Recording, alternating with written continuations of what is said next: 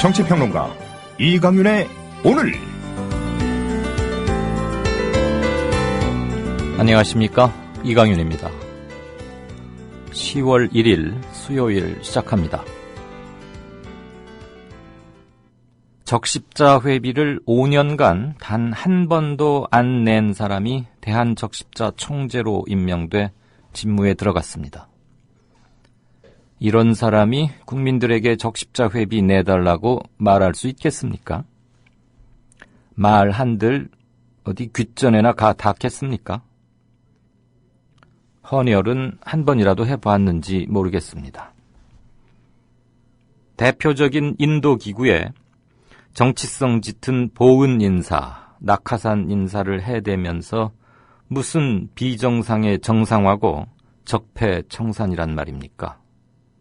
또 뭐가 그렇게 뒤가 구리고 급했는지 일과 시간 한참 전인 아침 7시 30분에 총재 선정 회의를 소집했는데 후보자 추천에서 최종 결정까지 딱 11분밖에 안 걸렸답니다. 패션업체 사장이자 박근혜 대선 캠프 선대위원장 출신인 김성주 씨 이야기입니다. 나는 연계가 좋더라, 그런 말씀도 하셨다던 바로 그분입니다.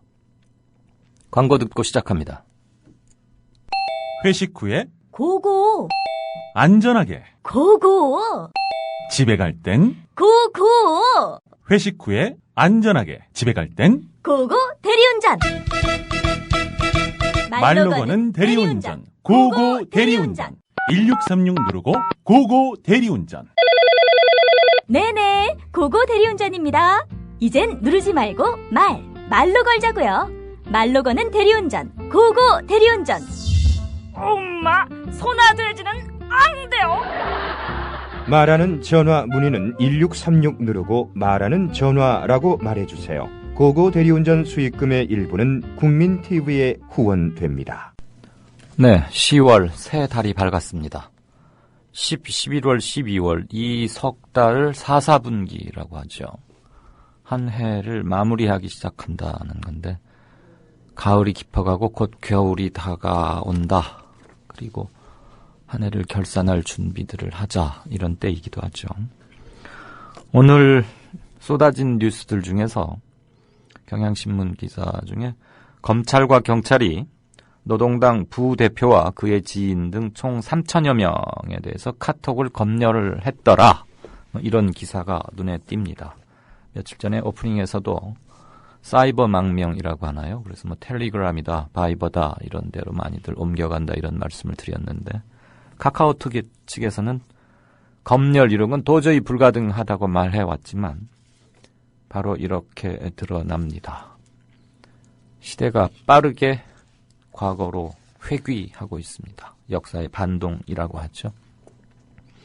어제 세월호 특별법 관련해서 여야가 합의안을 하나 만들어냈습니다. 저녁 때, 이강유의 오늘이 끝날 때쯤에 전해진 소식인데요. 그래서 자세히는 못 전해드렸고 어젯밤 그리고 오늘 종일들 아마 합의한 내용 이미 아셨으리라고 생각하고 따로 전하지는 않겠습니다. 오늘은 조금 코너별 순서를 바꿔서요, 진짜 인터뷰를 가장 먼저 하겠습니다.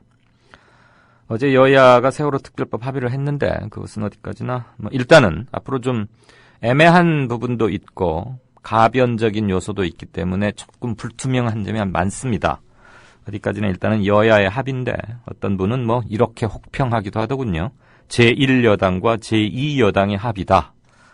이렇게 아주 무자르듯 말하는 것도 좀 그렇지만 이런 비아냥 섞인 평가를 받을 소지도 다분하다는 것, 그것은 적어도 명확한 사실 같습니다. 유가족 입장 한번 들어보겠습니다. 고 박성호 군, 아마 낯이 익은 이름일 텐데요. 박성호 군의 어머니 정혜숙님을 연결했습니다. 어머니 안녕하세요. 네, 안녕하세요. 네, 바쁘실 텐데 전화 인터뷰에 응해주셔서 고맙습니다. 네, 감사합니다. 네네. 어제 안산에서 늦게까지 회의가 열렸고 밤 9시 반인가 10시인가 공식적인 입장도 발표하셨죠. 유가족들은 네. 어제 합의안에 대해서 수용할 수 없다, 이렇게 거부하셨는데 그 이유를 좀 간략히 한번 간추려 주시겠습니까? 이유야, 지난번에 2차 합의안이 네. 유가족이나 국민이나 다 너무 터무니없어서 너무 고통스러워 했었잖아요. 그렇죠. 예, 거기서 한치에 나아가는 것도 없었고, 그리고 그냥 유가족의 참여는 10월 말까지 해결해 나가겠다 이런 식으로 회의책인 양 네. 유가족을 또 이렇게 시간 끌기로 하고 있죠. 네네. 이거는 사고가 일어나면 당연히 조사하고 기소하고 그리고서는 보상이든 처리를 해야 되는 건데 이런 네. 순서를 누가 어기는 건지 국민들이 분명히 알 권리가 있으십니다. 네. 그죠? 예, 저희는 167일째죠, 어제가. 오늘이 168일입니다. 사고로부터요. 예, 그렇죠. 여전히 유가족은 아무것도 하지 않는 정부, 식물 정부죠. 네.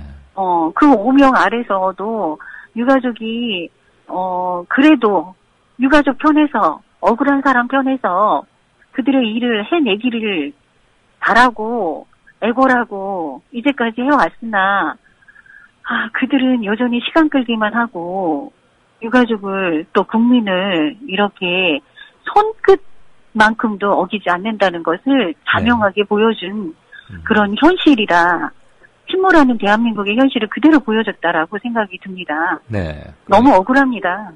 그러니까 유가족들의 참여 문제는 추후 논의하겠다. 이 조항은 그닥 진정성이 있어 보이지 않는다. 또 시간 끌기 아니냐. 예. 지금 이렇게들 그렇죠. 판단하고 계신다. 이 말씀이시죠? 네.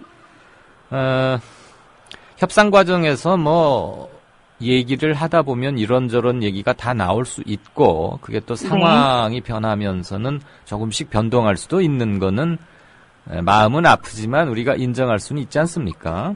네. 그런데 이제 야당이 그동안 그 협의를 해오는 과정에서 많은 약속을 했다고 들었습니다. 네, 그랬죠. 네, 유가족들과. 그런데 네. 지금 최종적으로 어제까지로 보자면 일단 끊어서 보자면 네. 중요한 몇 가지 약속을 안 지켰다고 하던데 어떤 점을 가장 먼저 꼽으시겠습니까? 네, 이제까지 아까 말씀하신 것처럼 유가족 편에서 부모 마음으로 하겠다고 했던 그들은 여전히 3차까지도 이렇게 유가족을 우롱했고요. 3차에서는 그렇습니다. 2차 안에서 조금 더 진전해 나가자라고 했고, 유가족은, 특별위원회 안에, 검찰이, 특검이 들어와 있기를 원했으나, 네. 그들은 그걸 받아들여지지 않겠다고 여야가 계속 못을 받고 있고, 또 국민도, 유가족이 수사권과 기소권만 원하는 게 옳은 것이 아니다라는 생각으로 자꾸 끌고 가셨기 때문에 네. 저희는 너무 억울하고 너무 힘들어서 이게 정석을 가지 않으면 이 일이 어렵다고 생각하나 모두가 안 된다고 하니까 이 일을 그래도 진실은 조금이라도 밝힐 수 있는 방법으로 접근을 해야겠다 생각을 해서 저희가 이 일을 밝히는 게 아니고 여야가 법안을 만들어가는 과정이기 때문에 어쩔 수 없이 박영선 원내대표가 저희에게 찾아왔습니다. 네. 저희 유가족의 언제쯤이죠? 대표들을 전날이죠. 30일 전날 29일. 네네. 어제 그제 네. 말씀하시는군요. 그렇죠. 그때 찾아와서 그동안 여러 차례 갔기 때문에 어느 때의 만남을 말씀하시는지를 물어본 겁니다. 29일. 네. 예, 29일 만남에서 그들은 분명하게 얘기를 했습니다. 특검 안에, 네. 특검 추천원 7명이죠? 예. 네. 그 사람들을 추첨하는 것 이외에, 특별검사를 4명을 선정하는 것을 따로 하자. 특검 후보를. 얘기를 했습니다. 근데 이제 여야와 유가족이 함께 3자. 예. 합의체로 그렇게 뽑아서 그것을 대통령한테 올려서든 아니다. 특검이죠. 특검 추천위원회. 예. 그분들께 올려놓기로. 네. 그래서 그분들이 또 둘을 추천하고 네네. 대통령이 둘 중에 한 사람을 임명하고 한 사람을 추천하게끔 네. 하자. 그리고 그게 자신이 있다라고 네. 그렇게까지 해주겠다. 이게 최하한선으로 음흠. 하한선으로 유가족에게 얘기한다. 그리고 여기서부터 시작을 할 거다. 예. 그러면서 자신이 있으니까 한번 부터 시작을 해도 되겠느냐라고 분명하게 말했습니다. 네. 그래서 유가족은 그게 마음에 들진 않지만 예. 어쨌든 시간을 너무나 진전시키고 하는 것보다는 어쨌든 추진해 나가면서 진행해 나가면서 그 안에서 해결하는 방법을 찾자라고 저희가 100배 양보를 한 거였죠. 그러니까 예. 특검 추천위원 4명을 추천하는데 여야 유가족 이렇게 3자 합의로 4명을 고르기로 했다가 네. 막상 어제 합의안이라고 나온 걸 보니까 거기서 유가족은 빠져 있다. 지금 이 말씀이시죠? 그렇죠. 네. 네. 네. 그 점이 말하자면 야당이 약속을 지키지 않은 가장 큰 사항이다. 네. 그리고 그렇죠. 그것 때문에 어제 안산의 가족총회에서는 결국 거부 의견이 모아질 수밖에 없었다. 일단 이 네. 시간까지는 이렇게 정리하면 되겠죠. 네, 맞습니다. 네. 그리고 그 유가족, 그러니까 처음에는 여야 유가족 3자 합의체를 통해서 특검을 누구로 정할지를 그 위원을 구성하는 거라면 유가족 분들은 흡족치는 않지만 너무 길게 시간이 지나왔고 빨리 어서 조사 활동을 시작하는 게 중요하니까 그 정도면은 그냥 흡족치는 않아도 하려고 했는데 네. 그 마지막 알갱이가 마저도 지켜지지 못했다. 네. 그러니까 굉장히 상황이 안 좋게 돌아가는 줄은 알지만 어쩔 수 없이 거부했다. 이 말씀이시죠. 네. 네. 그리고 저희가 거부한 이유는 여야가 그리고 야당이 유가족의 의견을 듣겠다. 그리고 유가족이 그 추천하는데 함께하겠다고 또 약속을 했습니다. 저희가 이렇게 해주세요. 저희 안을 내놓은 게 아니라 예. 야당이 안을 내놓은 거거든요. 그렇죠. 네네. 그래서 야당이 그거는 충분하게 받아올 거다. 믿어달라. 그렇게 하고 들어간 지 20분 만에 네. 예, 그 전날 뭐 얘기는 계속했지만 들어간 지 그렇게 네네. 20분 만에 그렇게 어제 상당히 빨리 전격적으로 합의가 나온 건 네. 사실이에요. 그렇죠. 그렇게 그러면, 나오는 것이 네, 어머님. 너무 놀랍죠. 네, 어머님. 어제 그 합의안이 그렇게 도출된 이후에 안산에서 가족총회가 열렸고 거부 의견을 밝힌 뒤로 오늘 이 시간까지 네. 야당 측의 책임 있는 사람으로부터 네. 처음에 약속했던 여야 유가족 부분에서 유가족이 왜 빠지게 됐는지를 설명 들은 적이 있으십니까? 설명 못 들었죠. 오늘 네. 이제 안산에 대책위가 몇 명 남아 있었을 거예요. 예. 그곳에 이완구 대표랑 왔다 갔다고 하고요. 예. 왔다 간 게 아니라 왔다는 소식을 들었고요. 네네. 두 원내대표가 갔죠. 예. 예, 박영선 원내대표도 왔다고만 들었습니다. 네. 그리고 원성이 서로 오가고 있다는 얘기만 들었고요. 네. 예, 저희는 저는 청운동에 와 있고 지금은 또 다른데 네. 이렇게 지지 발언하러 왔고 예. 그러는 바람에 저는 거기에 참여를 하고 있지 않아서 네. 정확한 내용은 잘 알고 있지 않으나 네. 미뤄 짐작하는 바입니다. 네. 조금 이런 말씀 드리기는 저도 마음이 아픕니다만 저도 어제 밤에 방송 마치고 광화문 광장에 한번 들렸어요. 네.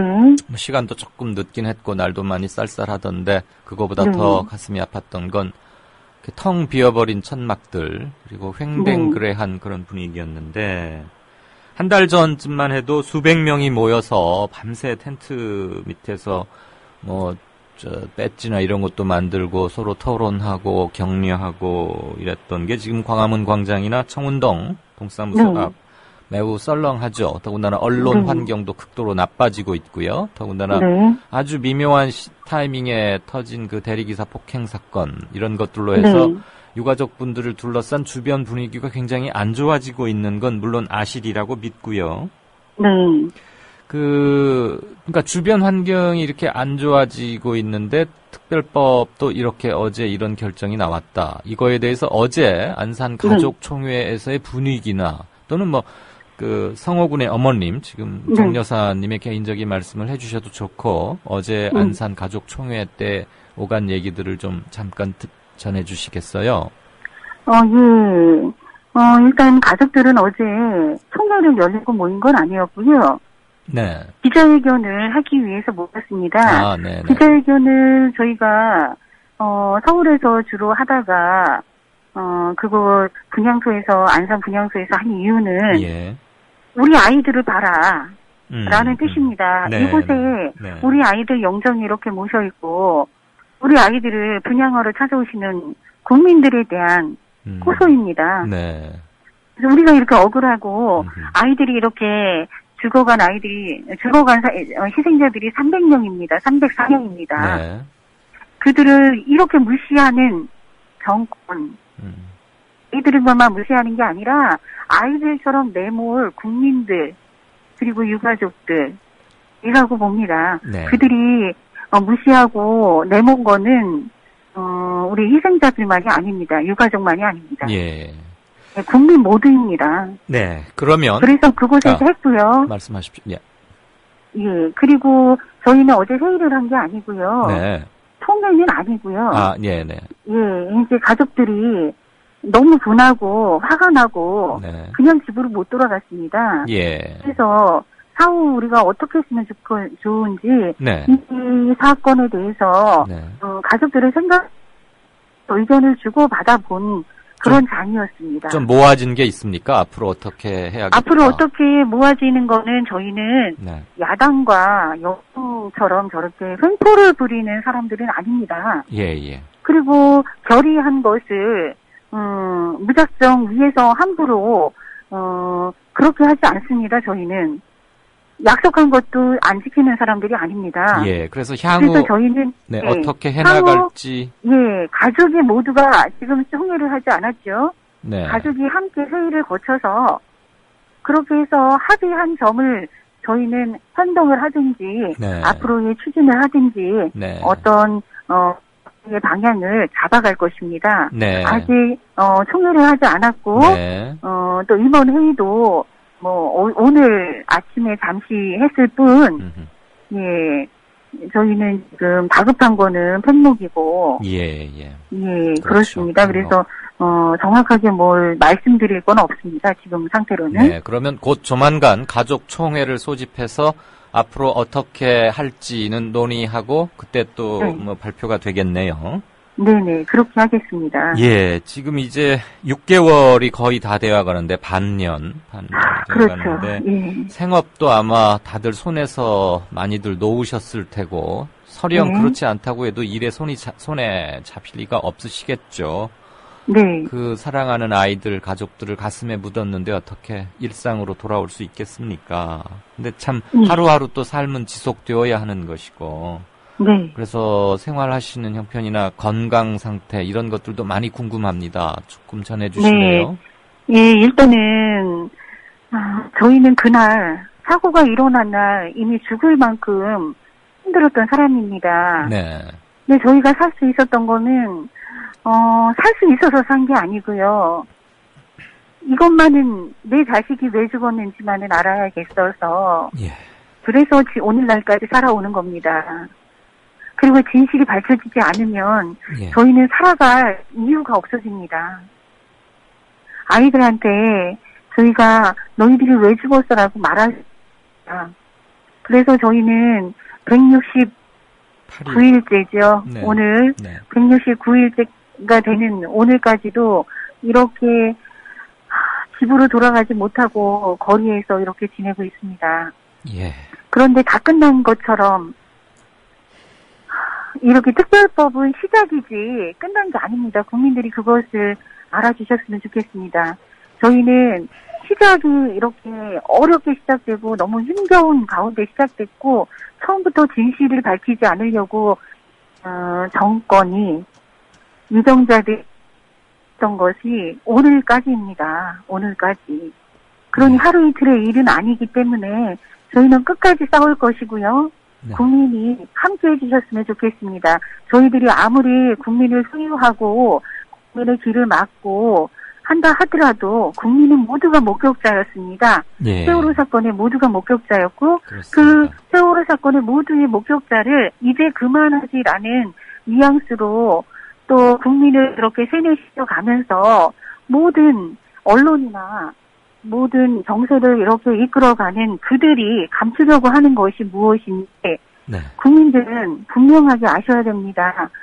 유가족만 속이고 희생자만 속이는 게 분명히 아니기 때문입니다. 이 네. 사건은 다음에 또 더 큰 사건이 일어날 거라는 거 우리는 불보듯이 뻔하고 내가 겪었기 때문에 이 사회 시스템이 그렇게 돌아갈 수밖에 없다는 걸 너무나 잘 알고 있습니다. 예. 국민들은 내가 아니면 별일 아니겠지라고 생각하시는 그 무사 안일주의에서 좀 벗어나셨으면 좋겠고 다시는 세월호처럼 이렇게 국민이 아무것도 못할 만큼 분개하고 화나는 이런 사고는 없어야 된다고 생각합니다. 네. 그러니 국민들 유가족이 그만둔 게 아니기 때문에 지금 숨고르기를 좀 너무 어처구니가 없어 숨고르기를 하고 있는 유가족에게 더 예. 힘을 실어주셨으면 좋겠습니다. 그리고 끝까지 함께해 주셨으면 좋겠습니다.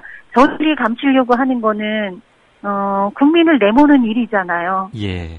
국민을 이렇게 헌신짝처럼 버리고 당리당략만을 위해서 그렇게 하는 저들을 그냥 내버려 두셨다간 다음에는 국민 중 또 당신이 될 것입니다. 예. 그러니 힘내주시기 바랍니다. 예. 네.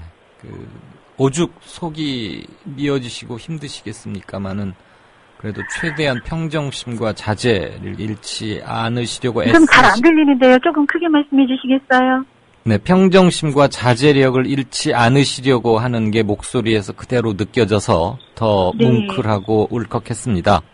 네. 세월호 특별법은 유가족들만을 위한 게 아니라 지금 이 땅에 살고 있는 그리고 앞으로 여기에서 살아가야 할 모든 사람들을 위한 특별법이라는 것 모두 네. 가슴에 새길 겁니다. 제가 분향하러 갔을 때 성호군, 아드님인 성호군 그 수많은 아이들 중에서 봤던 기억이 납니다. 눈매가 아주 초롱초롱하고 형형했던 게 기억이 나는데 그때 어머님은 뵙지는 못했고요.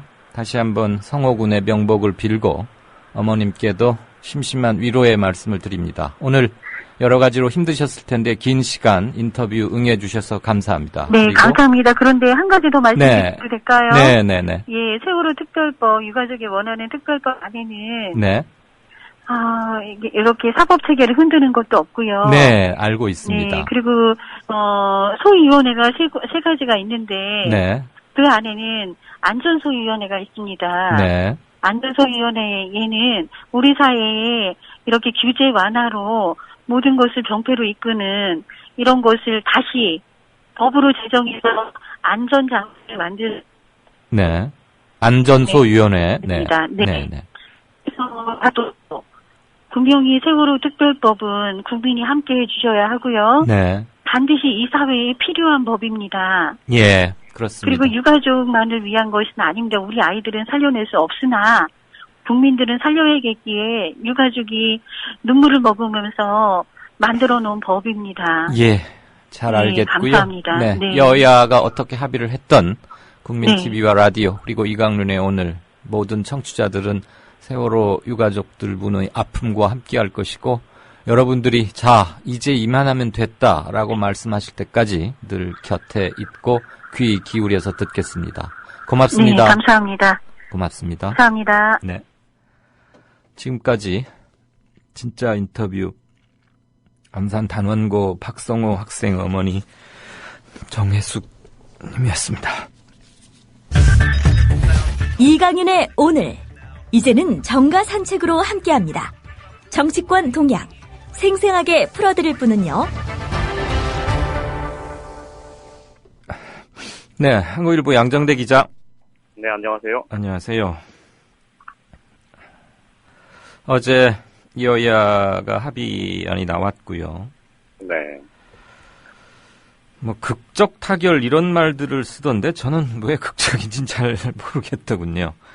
결과적으로 보면 세월호 유가족들의 조금 전에도 지금 유가족 한 분과 꽤 긴 시간 얘기를 나눴는데 가장 서운해 하시는 대목, 불만스러워 하시는 대목은 이겁니다. 여야 유가족 3자 합의로 4인의 추천위원을 하기로 했는데 왜 유가족이 빠지게 됐느냐 이 과정에 대해서 분명한 해명이나 성명도 없었고 그런데 어쨌거나 지금 유가족들의 입지가 좀 더 옹색하게 됐어요. 그렇습니다. 어제 제가 방송을 하면서 사실 그 가닥은 크게 잡힌 것 같긴 한데 어제 그 상황에서 타결되지는 않을 거다. 한 번 정도 더 고비가 있을 거다. 그 말씀을 드리자마자 예. 제가 전화를 끊고 이제 기사를 쓰러 갔는데 곧바로 타결 소식이 들렸고요. 그렇죠. 어제 우리 인터뷰 마치고 조금 있다 바로 떠버렸어요. 예. 저는 굉장히 좀 당혹스러웠고 아마 이 방송을 들으셨던 청취자분들도 야, 저 기자 참 모르네 뭐 이렇게 생각을 하셨을 것 같아요. 네네. 그래서 참 얼굴이 화끈거리기도 했는데 사실 지금도 저는 어제 그 상황에서 합의문에 서명을 한 것 이게 저는 새정치민주연합의 그 참 어처구니 없는 현실을 한 번 더 보여준 것 아닌가 싶은 생각이 들었습니다. 예.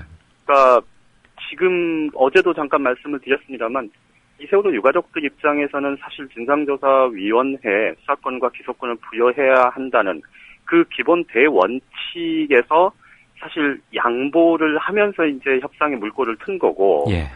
그 양보 과정에서 대신 이 정도는 그래도 최소한 해줘야 한다는 그 유족의 청의를 그제 밤에 모은 것 아닙니까? 그렇죠. 그렇다면 거기서 야당이 지금 어쨌든 형식적으로 보면 이 유가족들의 의사를 대변해서 협상에 나선 이 야당이 거기서 한 발 물러설 거였으면 사실 최소한 유가족들의 동의를 한 번 더 구하는 절차는 반드시 거쳤어야 그래야 유가족들이 내심 결과적으로 놓고 보면 어쨌든 야당의 정치력이 현재 이 바닥을 드러내고 있기 때문에 네. 어제 합의문이 사실은 뭐 최종적으로 합의가 그렇게 갈 수밖에 없었을지라도 예. 유가족들이 정말 가슴 아파하고 서운해하는 그런 것하고 그다음에 그 서운함을 우리는 공개적으로 반대한다고 천명할 수밖에 없게 만든 거하고는 저는 다른 문제라고 생각해요. 그렇죠. 그러니까 유가족들이 가족부채위원회가 어제 결국 합의문이 나온 다음에 우리는 도저히 이거 수용 못합니다라고 이 공개적으로 입장을 표명함으로써 사실은 이 국민들이 여야가 어렵사리 합의를 했는데 또 그러냐라는 얘기가 나오도록 만든 그게 사실은 지금의 야당의 어제 합의의 이 결정판이었고 네. 이게 결국은 유가족들의 입지를 더욱 좁혀버린 결과가 됐는데요. 네. 왜 그렇게 서둘렀을까? 저는 글쎄요. 정말 이해가 안 갑니다. 그러니까 이제 두 가지 문제가 있는데요. 예. 일단 하나는 그러니까 어제 본회의 참여 문제 이거는 사실 그냥 열어놓고 참여를 해도 크게 그렇죠. 달라지진 않았을 네, 거였고요. 그게 무슨 지렛대 역할을 할 만큼 대단한 게 그렇죠. 법안들이 아니었기 때문에. 그렇죠. 이미 지난주 금요일 날 정의화 국회의장이 본회의를 한 차례 연기함으로 해서 네. 그때 이제 사실상 야당의 요구를 수용해서 그렇게 했던 거기 때문에 예. 이 말씀하신 대로 본회의 참여 여부가 더 이상 이 지렛대가 될 수 없는 상황이었거든요. 예, 전혀 여당에게 압박이 안 되는 거죠. 그거는. 그렇죠. 네. 그다음에 또 하나는 이제 어제 제가 여야 간의 이견이 좁혀진 부분을 말씀드리면서 가치 판단과는 무관하게 어쨌든 그런 상황이다라고 말씀을 드렸었는데 이게 이제 지금 유가족들이 어제 새정치민주연합 쪽이 혈서를 쓰겠다는 얘기까지 하면서 예. 100% 무조건 관철시킬 수 있다고 호언장담했다가 이 물러서면서 그러니까 그 특검 후보자 4명을 추천하는 과정에서 여야 유가족 합의 이렇게 하다가 이제 유가족을 빼고 예. 여야 합의로 가면서 갈 수밖에 없다는 설명을 하고 유가족들이 그렇게는 안 된다고 분명히 얘기를 했음에도 불구하고 20여 분 만에 이 협상 타결을 지은 거는 예. 사실은 이게 결국 지금 새정치연합 쪽에서는 이제 국정감사나 이런 기타 원내 활동을 통해서 세월호 참사에 대한 정부 여당의 이 책임을 부각시키면서 결과적으로 이 법안을 성안하는 단계에서는 유가족의 참여를 반드시 이끌어내겠다. 이런 얘기를 하고 있지만 네. 여당 입장에서 보면요. 제가 오늘 만나본 한 새누리당의 핵심 당직자는 이런 표현을 썼습니다. 새정치민주연합은 그 후보자 추천위원회 구성과 관련해서 한 번, 그리고 후보자 추천과 관련해서 또 한 번, 이렇게 이중 이 장치를 자기들이 만들었다고 하지만 예. 우리 입장에서 보면 사실은 후보 추천위원, 그러니까 후보를 4명 추천하는 과정에서 여야 합의 이렇게 결론을 낸 거는 결국 우리 입장에서는 최선의 결과였다 이렇게 표현을 하고 있거든요. 예. 이거는 결국은 뭐랄까요? 어제 이완구 원내대표가 협상 초반에 세월호 유가족들에게 전권을 새누리 새정치민주연합에 부여하느냐 마느냐 뭐 이거 가지고 입시름을 했었지 않습니까? 그렇죠. 공개회의 때. 그렇죠. 이게 굉장히 의도된 전략이었다라는 게 이제 뒤늦게 확인이 되는 건데 결국은 유가족은 야당과 유가족이 한 편이고 한 팀이고 우리가 나머지 한 팀이기 때문에 결국은 절반 이렇게 가는 게 맞다. 이거를 아주 공식화하기 위해서 그렇게 의도적으로 했던 측면이 커 보입니다. 그러니까 유가족을 빼고 여야 합의로 4명을 고르겠다. 이걸 그렇죠. 밀어붙이는. 예. 결과적으로 보면 사실 정치적 중립성을 보장하는, 그러니까 중립성에서 위배되는 인사는 배제한다는 얘기가 결과적으로 보면 아마 유가족분이 인터뷰 하시면서 아마 충분히 말씀을 하셨겠지만 여야 모두에서 서로가 서로에 대해서 비토권을 행사를 하게 되면 결과적으로는 뭐랄까 표현이 좀 그렇긴 합니다만 뜨뜻미지근한 그렇죠. 특검이 될 수밖에 선정될 없죠. 수밖에 없는 거거든요. 예. 그렇게 되면 서로가 서로를 반대하기로 들면 어떻게 되겠어요? 그렇죠. 예. 그리고 사실 먼저 말씀하세요. 마지막. 그래서 과정과 결과 모두에서 어떻게 이렇게 또 협상을 했을까라는 이제 더 이상 뭐 비판하기도 그런 무슨 예산안 처리 시한에 쫓긴 것도 아니고 사실 뭐 국정감사 하루 이틀 뭐 이런 문제인데 등원의 조건하고는 전혀 관련이 없었다고 보고 그러니까요. 가장 답답하고 안타까운 점은 이겁니다. 합의와 거부 이 과정을 어떻게 3번씩이나 반복을 합니까? 1차, 2차 그리고 어제까지 똑같은 일을 우리 한 번 전철이라고 하는데 같은 실수를 계속 반복하면 그건 용서받기 힘든 거 아닌가 싶고요. 그렇죠. 무엇보다도 협상이라 하면 지금 이거는 일반적인 정치 사안의 협상과는 다르지 않습니까? 여당도 굉장히 잘못한 거 무지하게 굉장히 많죠. 일단 그렇죠. 이 사건을 이렇게 정쟁 논리, 진영 논리로 치환해서 접근하는 것 자체가 일단 잘못됐고요. 어쨌거나 입법화시키는 과정에서는 대의민주주의에 뼈대는 여와 야라고 하니까 거기까지 좋다고 치자고요. 협상 과정에서 새누리당은 아주 비열할 만큼 영리했고 야당은 그냥 무기력했고 타이밍도 놓쳤고 감각도 없었고 협상력도 없었고 그러다가 굉장히 전략적으로 새누리당 입장에서 보면 여권 입장에서 보면 굉장히 전략적으로 판을 잘 짠 거죠. 그렇죠. 한마디로 뭐 새누리당의 완승이다 이렇게밖에 말할 수 없는데 이런 데다가 그런 용어를 쓰는 것은 유가족분들에게 정말 죄송스럽지만 아무튼 어제 우리가 인터뷰를 마친 지 불과 20-30분 만에 굉장히 흐름이 바뀌어버리면서 이렇게 보도가 나오는 걸 보고 저도 매우 당혹스러웠었는데 오늘 이 시간에 올 때까지 다시 건져 기사화들 됐고 하니까 그 과정을 복귀할 필요는 없고 방금 문제점을 잘 지적해 주셨다고 봅니다. 자, 고맙고요. 내일 다시 연결해서 뭐 새로운 분석이나 이런 거 한번 해보십시다. 고맙습니다. 예, 고맙습니다. 네, 정가산책 한국일보 양정대 차장이었습니다.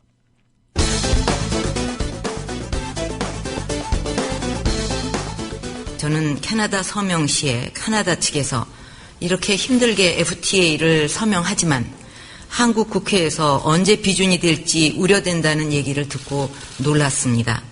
다른 나라에서도 우리 국회에 대해 걱정할 정도로 지금 우리 국회 상황이 국제사회에 전부 알려져 있고 그 상황이 우리나라 국익과 외교에 얼마나 신뢰를 떨어뜨리고 있는 것인지 우려스러웠습니다. 또한 지금 국회의 장기 공전으로 인해 국정감사 등 모든 일정이 늦어지고 있고 법안도 150일째 단 한 건도 통과되지 않고 있어서 민생경제 지원과 내수 활성화, 국민안전 시스템 구축 등의 어려움이 큰 상황입니다.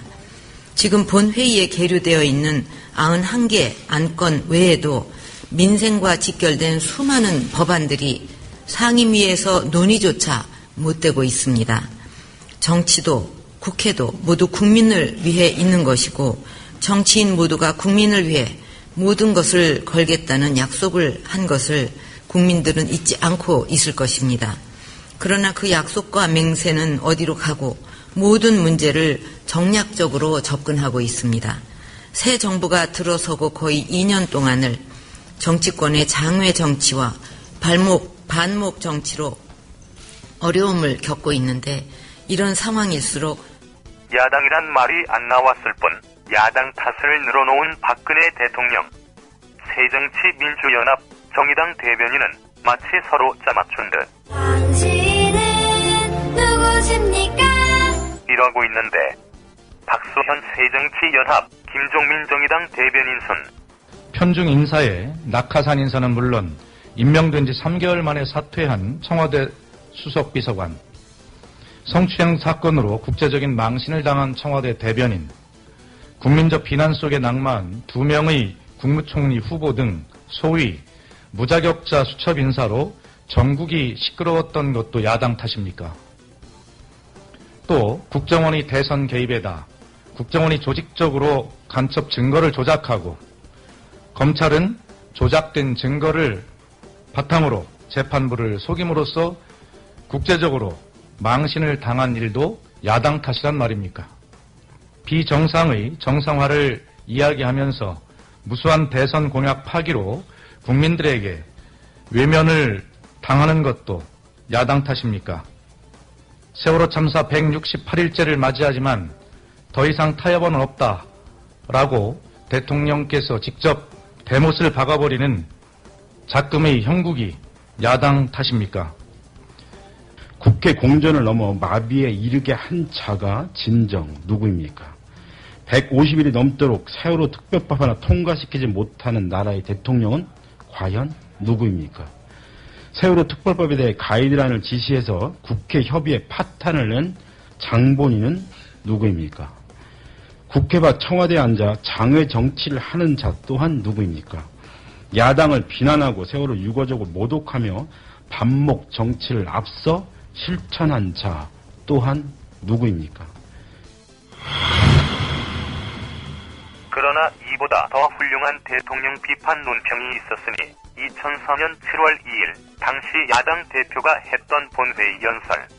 이제 우리는 더욱 살기 좋고 더욱 자랑스러운 대한민국을 만들어야 합니다.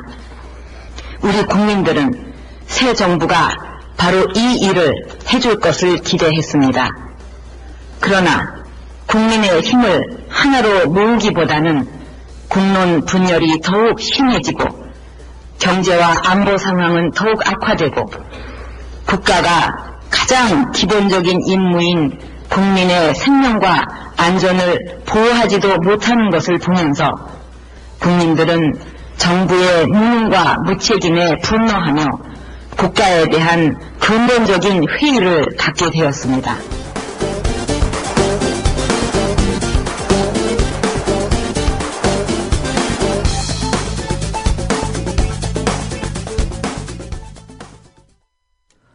네, 6시 40분 들어왔습니다.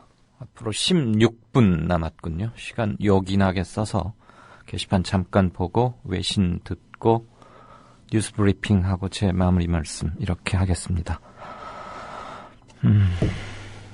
하연 파파님께서 10월 1일 오늘부터 달라지는 것들 참 어처구니가 없죠. 담배세에서 주민세, 자동차세 많이 올리는 거 알고 계시죠? 서민 증세. 그러더니 이제는 벌금 증세, 벌금 폭탄입니다. 어쨌거나 예전하고 달리 매우 강화돼서 여러분 또 벌금 내는 일은 없어야 할 테니까 요건 한번 좀 잘 보시죠. 아마 많이 돌아다니던데 운전할 때 이런 거 아주 좀 필요할 것 같고요. 아까 박성호군 단원고 박성호군 어머님 정혜숙 여사와의 인터뷰는 말씀하실 충분한 기회를 드리고 싶었습니다. 그래서 평소처럼 뒤에 배치하면 어쩔 수 없이 시간 때문에 또 도중에 잘리게 되고 그런 걸 피하기 위해서 그리고 지금 이 순간에는 유가족들의 생생한 날 것 그대로의 심정과 목소리를 여러분께 바로 전해드리는 게 가장 중요한 소통이라고 생각해서 맨 앞에 배치했습니다. 들으셨겠지만 평소보다 시간도 굉장히 길었고요. 90분 체제에서도 23분 정도를 배려한 것은 없었습니다.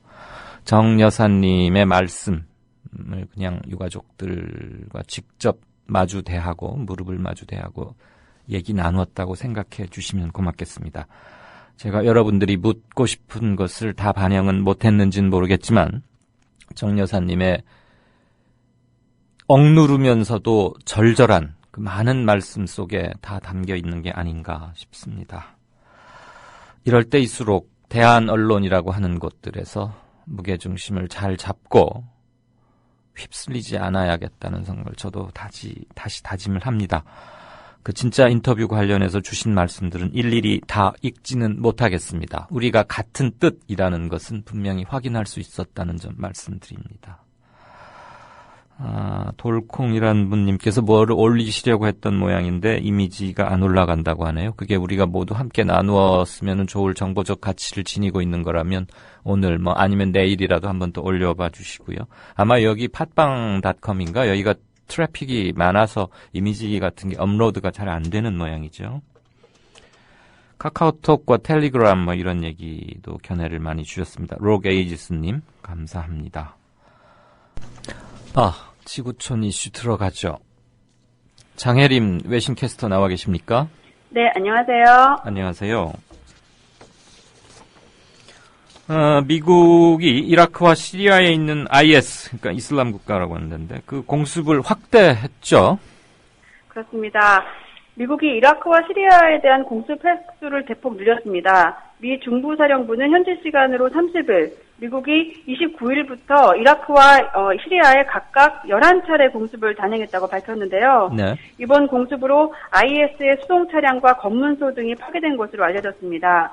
미국은 지금까지 이라크에 223차례, 시리아에는 62차례 공습을 감행했고요. 워싱턴 포스트는 미국이 지난달 8일 이라크 공습을 시작한 이후 이번이 최대 규모의 공습이었다고 전했습니다. 네. 이번에는 영국도 처음으로 이라크에 대한 공습을 2차례 단행했었습니다. 네. 한편 AFP 통신 등은 이라크의 쿠르드 자치정부군 군사 조직이 이날 IS의 전략적 요충지로 알려진 시리아의 접경 마을을 살아냈다고 보도했습니다. 네. 자, IS 얘기는 그 정도로, 당연히 민간인들 전쟁 피해서 탈출하는 러시다, 이런 것을 우리가 짐작할 수 있겠고요. 홍콩 시위 좀 얘기 들어보죠. 지금 벌써 며칠째입니까? 한 사흘, 나흘 이렇게 돼가든가요? 네, 3일째 이어지고 있습니다. 네, 시위 양상은 어떻고, 진압은 어떻고, 이렇습니까? 네. 어제 같은 경우에 3일째 시위가 이어졌고요. 10만 명 이상의 홍콩 시민들과 학생들이 시위에 참가했습니다. 네. 시위대는 우산으로 경찰의 체류액과 체류탄 가스를 막아낸 것을 상징하는 우산 혁명 로고를 만들었고요. 그렇죠. SNS에서도 아마 많이 보실 수 있을 겁니다. 네네. 그리고 이들은 10월 1일, 그러니까 오늘까지 자신들의 민주화 요구를 수용할 것과 또 렁추닝 홍콩 행정장관이 퇴진할 것을 요구하면서 이것이 받아들여지지 않을 경우에 시위를 확대하고 파업에 돌입하겠다 이렇게 경고했는데요. 예. 이 시위가 제2의 천안문 사태가 될 거라는 그 우려가 나오고 있는 가운데 오늘 그러니까 중국의 국경절인 오늘이 이번 사태의 분수령이 될 거라는 분석이 있습니다. 네, 오늘부터 긴 연휴에 들어가죠, 중국이. 네. 네. 그 서방 국가들 그리고 중국 정부 입장 좀 짧게 요약해 볼까요? 네. 1997년에 홍콩 주권을 중국에 반환했던 영국은 홍콩 시위대의 민주화 요구를 지지하는 입장을 보였습니다. 미국과 대만 역시 홍콩 시위대를 지지한다는 견해를 밝혔는데요. 중국 정부는 이들이 내정 간섭을 하지 말아야 된다 이렇게 주장하고 있습니다. 중국 정부는 홍콩 당국의 강경 대응을 주문하고 나섰습니다. 네. 중국 외교부 대변인은 중국의 중앙정부는 홍콩의 법 질서와 사회 안녕을 깨뜨리는 위법 행위에 강력히 반대한다면서 그런 강경 입장을 보였고요. 일각에서는 중국 당국의 시위대에 발포할 계획까지 세웠었다는 보도가 있었고 또 사태가 확산될 경우 실제로도 발포할 수도 있다 이런 전망도 나왔습니다. 중국은 이번 홍콩 사태에서 물러선다면 앞으로 대만과의 통일 과정에서도 일국 양제의 원칙이 흔들릴 것이라고 보고 있다는 분석입니다. 네, 잘 들었습니다. 고맙습니다. 네, 감사합니다. 네, 지금까지 지구촌 이슈의 장혜림 외신캐스터였습니다. 자, 뉴스 브리핑 시작하죠. 어서 오십시오. 김영민 PD. 안녕하세요. 안녕하세요. 예. 오늘 첫 소식은 뭔가요? 공안당국이 세월호 집회 사건을 수사하는 과정에서 3,000명의 개인정보가 담긴 카카오톡 계정을 압수수색해서 내용을 들여다본 것으로 드러났습니다. 노동당 얘기죠. 우려했던 것이 이제 현실로 드러난 셈인데요. 그렇죠. 그 사이버 감시 논란이 증폭되면서 사이버 망명이 더욱 가속화할 전망인데 천주교인권위원회, 인권운동 사랑방, 세월호 국민대책위원회, 대책회의, 존엄과 안전위원회, 그리고 인권단체 연석회의, 공권력 감시 대응팀 해가지고 이들이 서울 그 프란치스코 회관에서 기자회견을 열어서 이런 사이버 감시 상황을 폭로했는데요. 네. 대표적으로 정진우 노동당 부대표는 지난 8월 18일에 서울 종로경찰서로부터 전기통신에 대한 압수수색, 검증, 집행사실 통지서를 받았습니다. 그러니까 이제 뭐 계좌나 이런 것들 이렇게 수색당하면요. 네. 나중에 당신 거 수색했습니다. 알리죠. 통지를 알려주죠. 네. 뭐 그래서 이제 통지를 받았다고 하는데 그런데 이게 뭐 계좌 같은 경우야 그 개인의 것이니까 알 수 있겠지만은 뭐 상대가 있고 그 상대의 뭐 여러 가지 의견 표명이나 이런 것들 그건 상대의 개인정보기도 하거든요. 그렇죠. 그런 차원에서 상대의 그 대화 내용을 알 수 있는 카카오톡 털이 이거를 검찰이 했다는 거 아니겠습니까? 그러니까 지금 말하자면 지금 노동당의 정 부대표라면 예. 정 부대표와 접촉을 한 무수한 사람들까지 다 지금 들여다본 게 되잖아요. 예, 결국은. 그렇습니다. 예. 카카오톡 메시지 내용, 대화 상대방 아이디와 전화번호, 대화 일시, 수발신 내역 일체, 그리고 그림과 사진 파일 전체를 압수수색했다는 그런 내용인데요. 뭐 이 양반 세월호 관련해서 뭐 이제 집회를 주도하고 청와대 행진 주도한 정도인데 이렇게 탈탈 털어도 되는 건지 이건 뭐 대단히 문제가 있어 보이고요. 충격적인 뉴스였죠, 아무튼. 그렇습니다. 네. 뭐 보니까 현금 카드 비밀번호, 재판과 관련한 변호인과의 대화, 초등학교 동창들과 나눈 내밀한 이야기, 뭐 이런 것들도 담겨 있었다고 합니다. 얼마 전에 카카오톡 압수수색을 받은 사람이 또 있었는데 가만히 있으라 침묵행진 제안자인 용혜인 씨가 그렇습니다. 네, 대학생이시죠? 예, 대학생이고 뭐 이렇게 침묵행진을 제안했다는 이유만으로 이렇게 뒷조사를 당했다. 이 자체가 일단 뭐 법적 정당성 여부를 떠나서 대단히 문제가 있는 것이죠. 압수수색 대상에 맥어드레스, 그러니까 통신을 위해서 랜카드 등에 부여된 일종의 주소까지 포함되어 있었다고 하는데요. 세월호 참사의 진상을 규명하고 책임을 묻기 위해 활동했던 활동가의 카카오톡 압수수색을 통해서 그 주변인의 사생활까지 사찰하는 것은 다분히 의도적이며 악질적인 인권 침해다. 좌시하지 않겠다. 이런 입장을 분명히 했습니다. 10월 유신이 아니고 예. 세월 유신입니다. 세월 유신. 그렇죠. 네. 자, 이와 관련해서 하필 또 오늘 카카오톡이 다음과 합병을 했지요. 네. 다음 카카오가 기자회견을 했는데 말이죠. 뭐 그래서 기자들이 물어봤겠죠. 공안당국의 카카오톡 검열과 관련해서 여기 그 대표가 어떤 서비스도 그 국가의 법 적용을 받기 때문에 정당한 절차에는 협조할 수밖에 없다 이런 말을 했습니다. 원칙론적 이야기지만 뭐 그 나라 법대로 하겠다. 그 나라의 어떤 원칙대로 가겠다. 뭐 이 말은 결국 다 보여주겠다. 이런 말로 해석될 수밖에 없기 때문에 예. 논란이 커질 것 같습니다. 자, 서울 소득 대비 집값이 전 세계 주요 도시 가운데 가장 비싸다. 이건 예. 뭐 너무 당연한 얘기고 우리 느끼고 있는데 요즘 다시 또 뭐 들썩들썩 한다면서요? 예, 경실련이 OECD와 IMF의 통계 그리고 국제 주택 마련 가능성 조사 보고서 국민은행 자료를 비교 분석해 봤더니 뭐 이렇게 나왔다는 겁니다.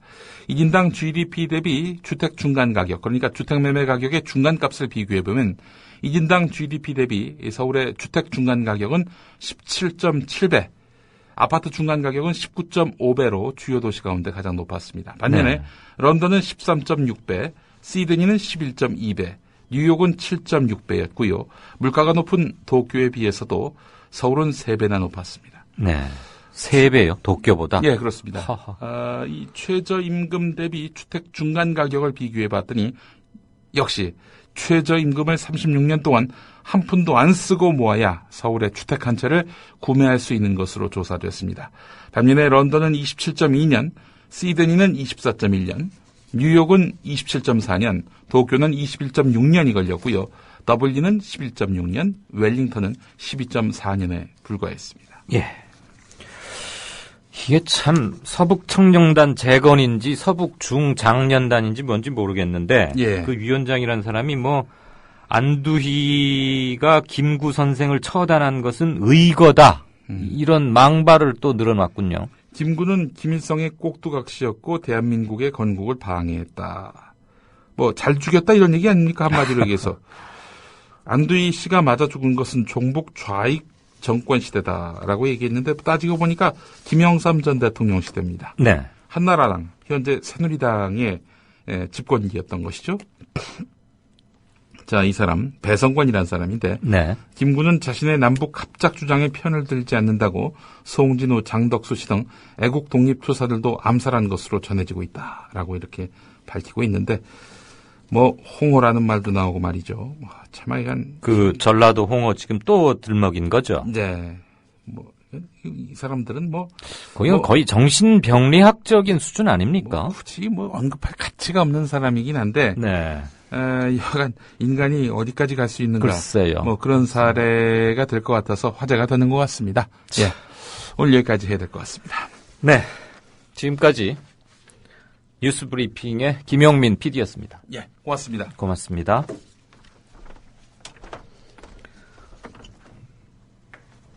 네. 어제 그 여야 특별법 합의 관련해서 많은 분석과 비판과 억측, 추론 이런 게 있습니다.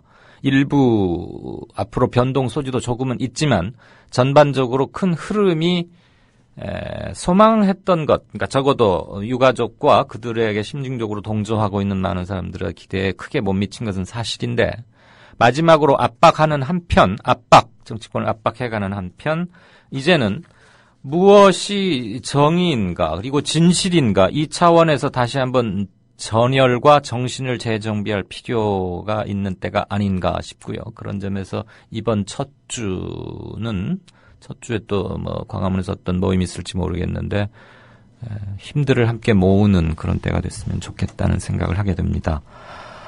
많은 견해들 주셨는데 제가 일일이 검명하고 읽고서 서로 의견 나누지 못해서 죄송합니다. 오늘 마무리 말씀 올리겠습니다. 오늘은 조금 밝은 얘기입니다. 오늘 클로징은 서울대 법대 한인섭 교수께서 해주시겠습니다.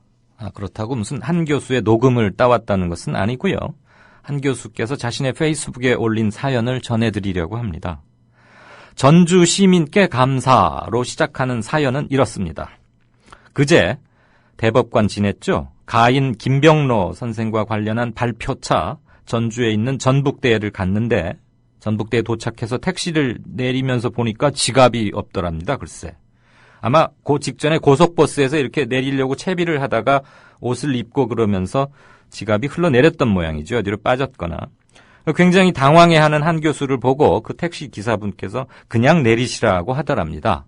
그게 재수 없다거나 짜증스럽다거나 이게 아니고, 당신 정말 안쓰러운데 어떻게 도와줄 수가 없어서 그러면서 그냥 우선 택시비는 됐다고 아주 점잖게 그렇게 말씀을 하셨다고 저한테 특별히 강조를 하시더군요. 그래서 이제 전화번호나 좀 계좌번호를 달라 보내드리겠다 이랬는데도 한사코 손사래를 치면서 그냥 가셨답니다.